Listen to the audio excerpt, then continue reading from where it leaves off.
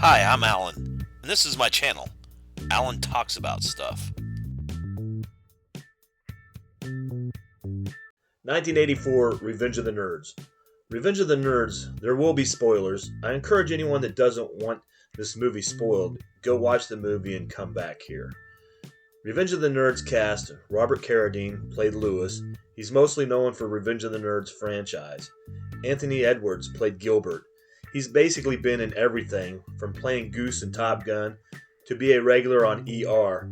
He was in a ton of 80s movies, kind of forgotten 80s movie like Gotcha, made in 1985. If you haven't seen it, hunt it down and watch it. Also, Curtis Armstrong played Booger. He's been in Risky Business, One Crazy Summer, also was in Moonlighting. Ted McGinley played Stan Gable. He's played in Happy Days and Married with Children. John Goodman played Coach Harris, who also seems to have been in everything from Roseanne, Arachnophobia, and The Big Lebowski. Revenge of the Nerds takes place at Adams College. Due to a fire at the football dorms, which was 100% their fault, the football team is relocated to the freshman dorms, and the freshmen are forced to living in the gymnasium. The dean makes an exception to the rule and allows freshmen to join fraternities due to the housing shortage. After the fraternities choose their pledges, we're left with a group of nerds or socially awkward group of guys that just don't fit into any of the fraternity lifestyles. With basketball season closing in, the nerds need to find a place to live. They decide to try and start their own fraternity.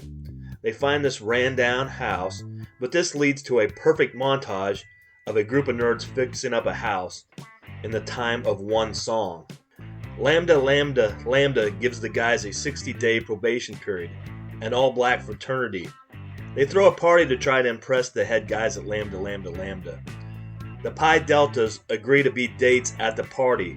They're the girlfriends of the Alpha Betas, which is the fraternity for the football team. The Pi's basically agree to dates so they can sabotage the Lambda's party. Gilbert's girlfriend decides to invite her sorority sisters, the Megamoos, to try and save the party. The girls are kind of nerdy too, but they kind of have a wild side to them. They're the perfect match for the Lambdas. The party ends with the Alphas and Pies releasing pigs into the fraternity house during the party. The nerds retaliate by invading the sorority house of the Pies and installing closed circuit cameras so they can spy on the Pies, dressing and undressing. At the time, 13-year-old me thought it was the most awesome thing ever. Over the years, public opinion and this behavior might have changed a little over the years. To get revenge on the Alphas, they start by putting liquid heat all over their jock straps. The head of Tri-Lam was impressed with them fighting back and accepted their membership. Basically, the Alphas keep harassing the nerds, and Alphas are in charge of the Greek Council. They're basically allowed to do whatever they want. The nerds decide they need to dethrone the Alphas at the Greek Games and take over the Greek Council. One of the funniest parts of the movie was the javelin throw. Lamar, a gay guy in the Tri-Lam fraternity, the nerds assigned an aerodynamic javelin to go with Lamar's limp wrist throwing style. Lamar's approach as he's getting ready to throw the javelin, then celebrating, I absolutely found it hilarious. I also love the scenes where Booger is trying to teach Toshiro how to play poker. Toshiro, I got 4 kings.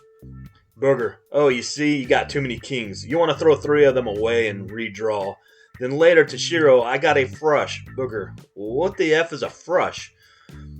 The nerds were able to win the Greek games by outsmarting everyone. There was a tricycle race where they go 20 laps around the track, but you have to chug a beer after every lap. They give the bike rider a pill to counter the effects of alcohol. Like I said, the javelin throw, they engineer a javelin to the throwing style of the guy throwing it. Then the charity event, they sold pies, which were basically whipped cream in a pie tin. But once you finished the whipped cream, there was a naked picture of a Delta Pi. I loved this movie when it came out. I was about 13, so the immature humor really landed. There's some things in this movie that haven't aged well, like the installing cameras in the Delta Pi sorority to spy on them.